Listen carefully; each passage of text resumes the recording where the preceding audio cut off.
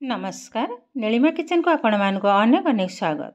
आज मु आपण मानक सहित शेयर करी चूड़ारे तैयारी मंडा पिठा रेसिपी। तेबे चलतु न आउ डेरी करबानी आरंभ करबा आज रही मंडा पिठा रेसिपी। मुझे किसी चूड़ा देखंतु ग्राइंडर रे नहीं ये चूड़ाटा बेसी पतला भी नुह ना मोटा भी नुह, जेकोसी चूड़ा हेले चलिबो। तो मो पाखरे ये चूड़ा ही थिला, आकु नहीं जे एबे भल भाबरे ग्राइंड करनबा। देखंतु चूड़ाटा को भल भाबरे गुंड कर नहीं जे एकु भल भाबरे टिके चले नेबे। एबे गोटे चालुड़ी रे ढाली नेबे, भल भाबरे चले नेबे। देखंतु ये खदड़ा अंश आउरी रही जाए, आउ थरे आकु गुंड करनबा। तो सब जाक म गुंड करनेली, भल भाबरे चले नेबे। एबे देखंतु चूड़ा पाउडर हमर एकदम रेडी हो गलानी। एबे गोटे कप रे मापी नबा। भाग मापटा ठीक रहिले पिठाटा भल बनिबा। हमर गोटे कप दरकार। देखंतु ए पूरा पूरी गोटे कप हो गलानी।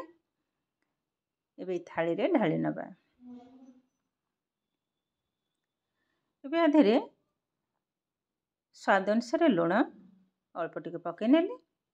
एबे दे दबा घिया। ई घियाटा घरे ही मु तैयारी करथिले। गोटे चामच पके नेबे। याको भल भाबरे गोळे नेबे। घियाटा पकेले पिठाटा खास्ता बनिबो, आउ फ्लेवरटा भी बहुत सुंदर आसीबो। भल भाबरे गोळे नेबे। याको मयन दबाको हबनी, जस्ट खाली टिके मिसै नेले ही हबो। जो कप रे मु चूड़ा मापी के नेथिले चूड़ाटा, से कप रे गोटे कप पानी नेबे। चूड़ा रे अधिका टिके पानी लागे, तो गोटे कप पानी मु नेबे। एका थरे ढाली बेने, अल्प अल्प पानी साहाय्य ए अटाटा को भल भाबरे चकटी नबा। टिके चकटाटा नरम हबा दरकार। आ टिके लागिबा। ये किंतु हमर पानी एतिक ही हेले हेई जिबा। आ बाकी औरी 2 ରୁ 3 टेबलस्पून पानी हमर एक्स्ट्रा रही जाई जे। याको भल भाबरे गोल करनेले। देखंतु ठीक ए भली भाबरे ही हबा नरम। एबे को रेस्ट रखी नबा 10 मिनिट पे कवर करी। 10 मिनिट पर ही आपण मानक सहित शेयर करिबे। एबे 10 मिनिट पर कवरटा को खोली नबा।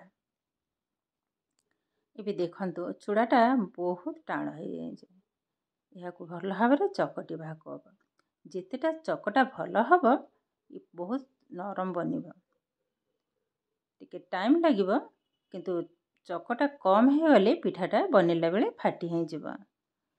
तले ही भल भाबरे चकटी नेबे। देखंतु पाखापाखि 6-7 मिनिट एई भली भाबरे चकटी नबा को हबो। जेहेतु चूड़ा पिठा टिके टाइम लागिबो, किंतु चूड़ा पिठाटा खाइबा को बहुत सुंदर लगे। थरे हेले भी एई भली भाबरे पिठा तैयारी करी खाइके जणैबे केमिति लागिला बोली। देखंतु आरि भितरे चकटा हमर रेडी हो गलानी। टिके लंबा करनेले। एबे छोट छोट आकार काटी नबा। नॉर्मली हमर जेमती रोटी पई कटा जाए, ठीक से भली भाबरे। एबे गोल करनबा सब जाक। आधेरो गोटे बेली नेबे। हल्का टिके मैदा साहाय्य रे बेली नबा। ए बेलिला बेले चारि कड़ जाक फाटी जाउची, किछि भी प्रॉब्लम नाही। जेहेतु चूड़ा फाटिबो।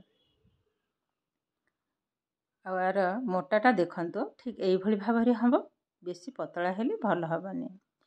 तो पिठाटा आज मैं तैयारी करी एई छांचरे। देखंतु आधर जमा भी तेल भी लगेनी, डायरेक्ट एमती रखी नेली। एबे मझरे दे दबा पूरा। साइड रे टिके पानी लगे नेबे। तो पिठाटा भल भाबरे जॉइंट हे जिवो, आउ छाणिला बेले आउ माने फेटिबनी। नडिया एवं छेनापुर देखंतु टिके अधिका दे दोछि, पिठाटा खाइबा को भल लागिबो। एबे मोड़ी नबा। साइडटा एई भली भाबरे टिके दाबी नेबे। देखंतु एक्स्ट्रा बाहर करनेबे। केते सुंदर भाबरे देखंतु ए पिठा हमर रेडी हो गलानी। तो एई भली भाबरे सब जाक मंडा पिठा गढ़ी नै जे। देखंतु केतेटा सुंदर देखा जे। गैस रे ऑलरेडी छाणीबा पई तेल पके नै जे। तेलटा भल भाबरे गरम होला परे पिठाटा को छाणीबा। ता पूर्व टिके चेक करनबा। देखंतु ए तेल आमर एकदम रेडी हो गलानी। ए पिठा जाक पकई नेबे। ए गैस फ्लेम को लो टू मीडियम रे ही रखीची। पिठाटा एकदम ब्राउन कलर है पर्यंत ही भाजबा। मझिरे मझिरे तल ऊपर करनेबी टिके। आ ये पिठा छाणीबा पई बेसी भी टाइम लागबनी। 2 ରୁ 3 मिनिट भीतर ही हो जिवो। एबे देखंतु पिठार कलर भी मथ चेंज हो गलानी आ बहुत सुंदर भाबरे फुलीची। एबे को तेल रु बाहर करनेबी। ये हमर ऑलरेडी हो गलानी। देखंतु केतेटा सुंदर बनीची। बाकी तक भी समान आकार ए भली भाबरे छाणी नेबी। देखंतु पके नउची।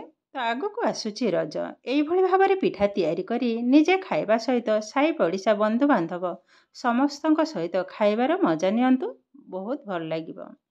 तो एई भली भाबरे सबु जाक मंडा पिठा मु तेल रु छाणी आनिबे। देखंतु केतेटा सुंदर बनीची। कलर भी मध्य बहुत सुंदर देखा होची। मु गोटे टिश्यू पेपर ऊपर रखी नेची। एक्स्ट्रा तेलटा भल भाबरे सोक कर जिवो। एबे देखंतु पिठाटा केते सुंदर बनीची। गोटे भी पिठा भांगिनी ना फाटिनी। देखंतु आरो कलर भी केते सुंदर देखा होची। मु गोटे घसीगिरी मध्य देखा होची केतेटा क्रिस्पी बनीची। आरो साउंड रो मध्य जानि परिथिबे। तो ये किंतु हमर प्रस्तुत हो गला आजिर चूड़ा मंडा पिठा रेसिपी। आजिर भिडियोटी आपण मानकु केमिति लागिला कमेंट करबा को जमा भी भूलिबेनी। आउ जदि भिडियोटी भल लगे लाइक करिवे, शेयर करिवे, सब्सक्राइब करिवे। एमिति आउरी नुआ नुआ भिडियोर नोटिफिकेशन पाइबा पई पाखरे थिबा बेल आइकन को क्लिक करिवे। ताहले आजि पई रहुची। पुणी देखा हबो आउ एक नुआ भिडियो रे। नमस्कार।